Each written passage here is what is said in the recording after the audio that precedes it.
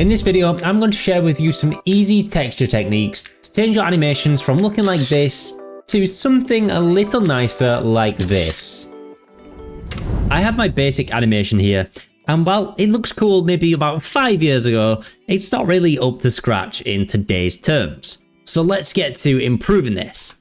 I want to start by adding shadows and texture through my shadows to the scene.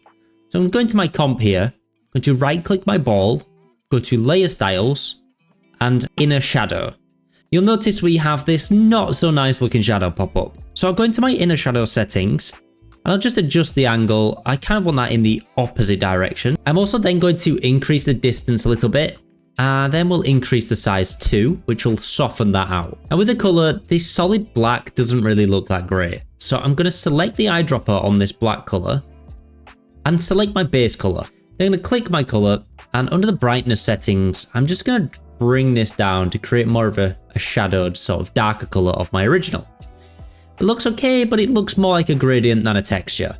So all we need to do is go to this noise setting, and I'll increase that to around 20%. Now obviously the more you change this value, either up or down, it's going to change the look and feel of the scene. I quite like the idea of 20, but I'll maybe just knock the size back on it as well. And that's looking much better. I'm then going to select my inner shadow, going to press Ctrl and C to copy it, and then I'll press Ctrl and V on my cylinder to paste it over. And this doesn't really match up. Then I'll go into my layer style settings here for the cylinder, and again with the color, I'll just select it, use the eyedropper to select a darker portion and reduce the brightness a bit. And I just want to increase the size of this one as it's a much bigger object. I'll just alter the distance slightly, and then again we can either increase the noise or decrease it. I'm going to go with slightly less on this, maybe around 15, so it's not as prominent as the orange one. Now while we have shadows on our objects, you'll notice we're missing an actual contact shadow with the ball and the cylinder. So it looks really strange that we have this kind of light source in the scene, but there's no shadows there. So I'm just going to select my ball layer and press Ctrl and D, and I could do all this on one layer, I'll be honest, but I like having them separate. I'm just going to drag this underneath my ball layer and call it shadow. I'm then going to add a transform effect. And this plugin you're seeing on my screen now is FX Console, and it's completely free. I'm going to add the transform effect, and I'm going to turn off uniform scale. And I'm just going to go to my skew here, and I'm just going to skew that over. And then I'll change the skew axis as well, kind of to where the shadow would be. And then I just want to adjust the scale of my ball too, to kind of match what a shadow would look like. We can also adjust the position of this if we want a bit more distance between the shadows, or you want a direct contact shadow. It's entirely up to you. I'm then going to add a fill effect. And to this, I'm going to select the kind of darker area of my cylinder again. And again, just reduce the brightness in that. And then we'll add a fastbox blur effect. And I'll set this to about 5. And that'll just help soften the shadow out. It's not as harsh and it's more fitting to the project. Now, it does look quite harsh in the scene and it's kind of distracting me a little bit. So I'm just going to go to my opacity by pressing T on my keyboard and just bring that down to about 30%. And perhaps that's a little too low, so let's go 45. Now the problem with the transform effect is I will need to animate this position, but I'll leave that for you if that's something you'll want to do. You'll also notice if I go through this animation and on the checkerboard, you can sort of see this shadow creating some unusual effects that really wouldn't happen in real life. So all I'm going to do is select my shadow layer and just pick whip the track matte to our cylinder. And then I'll just need to return that on. And now that'll just be fixed inside of the cylinder and won't go outside of the cylinder's boundaries. Of course, it's still not keyframed. I can then go back to my main comp here, and we want some shadows on the background as well. So I'll just select my background layer and duplicate that with Ctrl and D. And in my fill here, I'll just make that a bit darker again. And we'll just create a mask using the pen tool. And I'll just create a nice curve going along the back here. Pretty rough. Then I'll press F on my keyboard to bring up my mask feather. And I'll just set that to about 125.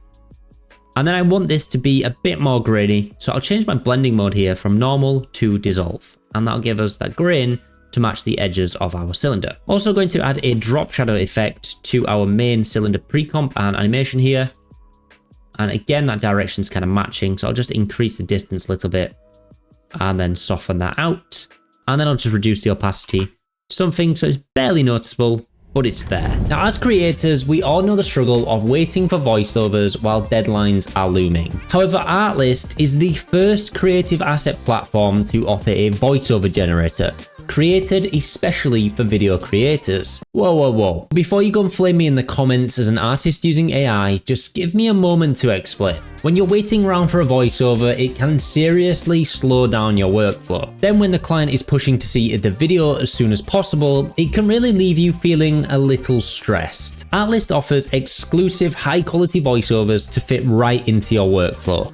You can use filters to quickly search through the library and find the perfect voice for your video. Each voiceover has customizable settings including emotional range, similarity to original voice, and style boost to help get you the exact voiceover you need. If you're unsure about how AI voiceovers can help your workflow, you can generate a limited number of test voiceovers for free just to see exactly how it can help elevate your videos. But Artlist does offer way more than just AI voiceovers. You can upgrade your subscription to unlock a massive library of royalty-free music, sound effects, stock footage, templates, and plugins, all in one convenient location. If you want to sign up, it's absolutely free with no credit card required. But you can also get an extra 2 months for free on an annual subscription using my link in the description below. A huge thank you to Artlist for sponsoring today's video. Now this is looking much nicer with a bit of that grainy texture and shadows in.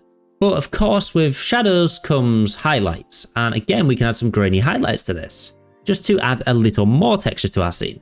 I'm going to my cylinder comps here, and on my ball layer, I'm going to right click, go to layer styles and inner glow. In here, again, I'll select my color and just select the base color as the starting point.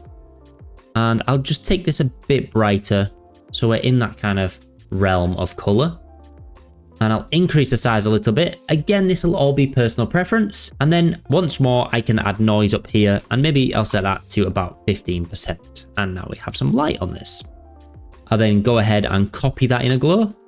Paste that to my cylinder as well. And again, I'll just alter the color so we get a lighter version of our base color to add some highlights to the scene. Of course, once more, you can adjust your size to kind of suit how you want it, or maybe increase the noise if you want some grainier texture in there as well. And slowly but surely, we're getting there. Now, a really easy technique to add lots of texture to your scene is with shape layers. So let me show you what I mean. I'm going to go into my comp again here, and I'll just collapse all this by selecting it and pressing U. And I'm going to go ahead and grab my pen tool and just create a solid stroked line. You can see I've got the color and the width that I want already. I'm just going to create a straight line and holding shift to create a straight edge between 2 points. And I'll just rename this to lines. Go to my add up here and I want to add a repeater to this layer. I'll open up my repeater properties and on the position, I'll set the X to 0. And then we'll just increase the Y a rough amount that we kind of like. I'm going to increase the number of copies. And then I want to add another modifier. So I'll go to add and we'll add a wiggle paths. If I open this up, you'll notice we have a bunch of new options that you might not have seen before, but it's not as scary as it looks.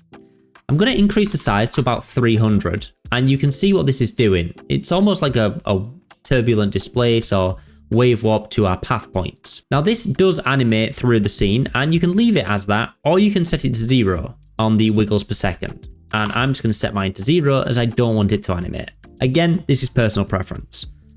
Now it does look quite jagged, so under points, I'm just going to set that to smooth and that'll smooth everything out. And now you can kind of see the effect that we're building. Now I'm going to select my lines layer as a whole and add a turbulent displace. And I'm just going to leave that as the default settings. But again, if you wanted to, you could animate the evolution in this as well to create some extra texture. I'm just going to collapse that by selecting it and pressing U. And then all I want to do is set the track matte of this lines layer to my ball layer. And of course, we need to turn the ball back on. And now we have these lines running through the ball, which looks really awesome. If you want to, for a different effect, and this is what I did, you can also parent your lines layer to the ball so it moves with it. And I absolutely love the look that this gives in a scene. Now our ball has texture, it's time to add some to the cylinder as well. I've imported a bunch of textures here, and these are from Motion Array. And if you want to check that out, you can use the link in the description below. But these are just a bunch of grunge or paper textures. And I'm just going to drag one of these into a new comp. And I want this to animate, and then we can map this to our cylinder, and we can have this loop if we want to, but I'm just going to use the random and more procedural way. So to this layer, I'm going to add the offset effect, and in this shift center 2, I'm just going to type in posterize time, and I'll just set that to 4, so it really slows this effect down. And then we'll also add the wiggle expression as well, and this wants to be set a ridiculous amount. So it's going to be 5,000 by 5,000. Now if we hit play, you'll see it's randomly moving horizontally and vertically, but repeating and tiling the image, which works great for textures. Now you can of course layer up textures, which is what I did in my original one, or you can just go ahead and use one. And if you want to, you can change the number in this posterized time to either slow it down or speed it up. I'm just going to rename the comp to texture, and I'll go back to my cylinder and go back to the pre-comp that's in. And then I'm just going to drag this texture layer in. And we just want to map that to our cylinder, and I'll press S on my keyboard to scale that down as it's very large. And I'll change the blending mode on my texture to multiply, and I'll press T on my keyboard to bring up my opacity, and I'll just bring that down to about 40. And now if I go back to our main comp, I can also add this to the background as well, or if I wanted to, I could add a different texture in, but for now I'll just use this one, and I'll actually add it above, and I'm going to change this blending mode to multiply again. Press T on my keyboard and set the opacity on this one to maybe about 20, so it's a lot more subtle.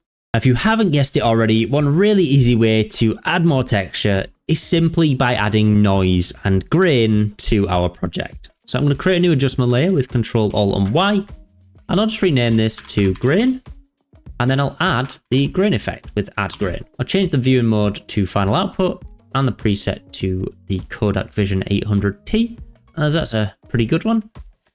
And I don't like how it's all colored. So under color, you can actually set this to monochromatic, and it'll just make it black and white. And then I'll just change my intensity to 0.5 to lower it. And that just kind of adds an overlay to bring everything together and put it in more of a harmony. I did, however, promise you some extra finishing touches. So here's everything I put in my original animation. So we have our grain layer, and then I've also created a depth of field layer using a camera lens blur.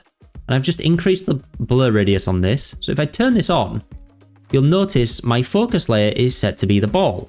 And that's this blur map here. And all this is a black to white gradient that's animating up and down with a ball. So with this camera lens blur map set to my blur map layer, it uses the black to white values to figure out what should be blurred and what's not blurred.